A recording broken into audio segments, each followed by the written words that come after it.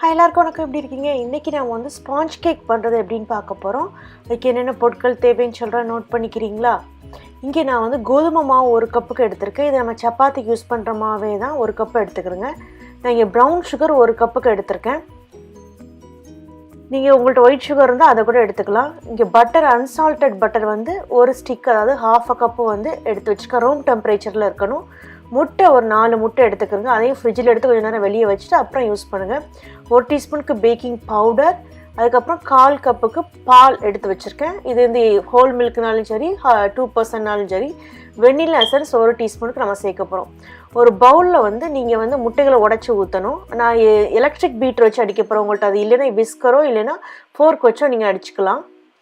இதில் நாம் அடிக்கிறதுக்கு முன்னாடி கொஞ்சம் வெண்ணிலா எசன்ஸ் சொல்லியிருந்தோம் இல்லையா, அதை ஊற்றிட்டு இதை நல்லா பீட்டரால் நல்லா பீட் பண்ணுங்கள்.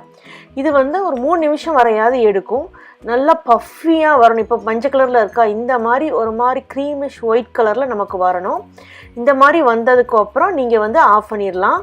இந்த பாருங்கள், ரிப்பன் கோடு மாதிரி வருதா, இந்த நேரத்தில் நீங்கள் ஆஃப் பண்ணி தனியாக வச்சுட்டு இன்னொரு பவுலில் அந்த ரூம் டெம்பரேச்சர் பட்டரை போட்டுட்டு நம்ம எடுத்து வச்சுருக்கோம் இல்லையா ப்ரௌன் சுகர், அதையும் இந்த 1 கப்பு இதையும் போட்டு இதையும் நல்லா பீட் பண்ணுங்கள். நல்லா அகலமான பவுலாக எடுத்தால் தான் வெளியே தெரிக்காமல் இருக்கும்.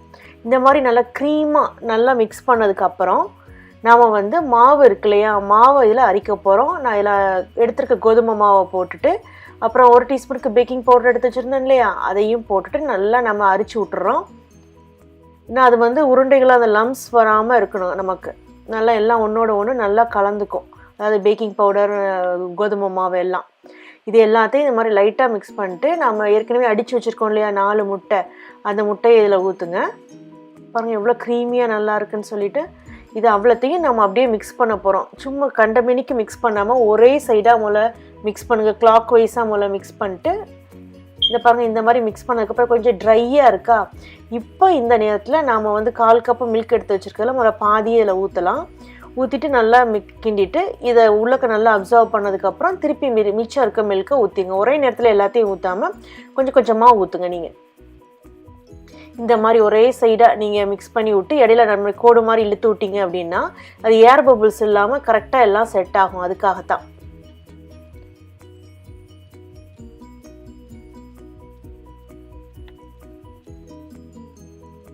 இந்த மாதிரி நல்லா மிக்ஸ் பண்ணிடுங்க. இதுக்கடையில் நீங்கள் ஓவனை வந்து 350 டிகிரி ஃபாரன்ஹீட்க்கு ப்ரீ ஹீட் பண்ணிடுங்க. எந்த ட்ரேயில் வச்சு நீங்கள் பேக் பண்ண போகிறீங்களோ அதில் வந்து ஏற்கனவே பட்டரை வச்சு நல்லா க்ரீஸ் பண்ணி விட்டுட்டு இந்த நம்ம மிக்ஸ் பண்ணி வச்சுருக்க மாவை அதில் ஊற்றிட்டு அது நல்லா எல்லா பக்கம் நல்லா ஸ்ப்ரெட் ஆகிற மாதிரி நல்லா அதை அடித்து தட்டி விட்ருங்க.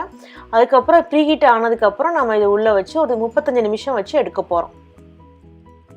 இப்போ ரெடி ஆயிடுச்சு, எடுத்து பார்க்கலாம். நான் இதில் வந்து ஸ்கீவரை வச்சு குத்தி பார்க்குறேன் இல்லை எப்படி இருக்குதுன்னு சொல்லிட்டு. இப்போ பாருங்கள், நல்லா வெந்துட்டு எதுவுமே இதில் வரல. நம்ம இதை அப்படியே கூலிங் ரேக்கு மாற்றுறோம். எதுக்கு கூலிங் ரேக்கு மாற்றுறோன்னா கீழே வந்து இந்த ஏர்லாம் போய் நமக்கு வந்து அந்த ஒரு மாதிரி மாய்ஸ்டாக இல்லாமல் இருக்கும். கேக்கு நல்லா இருக்கும் நமக்கு, அதனால தான். இப்போ நம்ம இது லைட்டாக கூல் ஆயிடுச்சு. இப்போ கட் பண்ணிடலாம். இப்போ அருமையான ஸ்பாஞ்ச் கேக் ரெடி ஆயிடுச்சு. இந்த ஸ்பாஞ்ச் கேக் இந்த கலரில் இருக்க காரணம், நான் வந்து இதில் ப்ரௌன் சுகர் போட்டிருக்கேன், அதுக்கப்புறம் கோதுமை மாவு சேர்த்துருக்கேன். அதனால தான் இந்த கலரில் வந்திருக்கு. நீங்கள் மைதா மாவு சேர்த்து வெள்ளை சீனி சேர்த்திங்க அப்படின்னா உங்களுக்கு வந்து நல்லா ஒயிட் கலரில் நல்லாவே கிடைக்கும். இது வந்து நான் வீட் ஃப்ளார் சேர்த்துருக்கேன். இது ரொம்ப ஈஸியாக நம்ம வீட்டிலே பண்ணிடலாம். குழந்தைங்களுக்கு நீங்கள் பண்ணி கொடுக்கலாம். வீட்டில் ஏதோ ஃபங்க்ஷன்னாலும் பண்ணலாம். இதில் ஈவினிங் ஸ்நாக் கூட இதை பண்ணி நீங்கள் கொடுக்கலாம். ரொம்ப ஈஸியாக பண்ணிடக்கூடியது. இது ட்ரை பண்ணி பாருங்கள். ட்ரை பண்ணி பார்த்துட்டு உங்கள் கமெண்ட்ஸை சமையல் விருந்தில் போஸ்ட் பண்ணுங்கள். இந்த வீடியோவை லைக் பண்ணுங்கள், சேனலை சப்ஸ்கிரைப் பண்ணுங்கள்.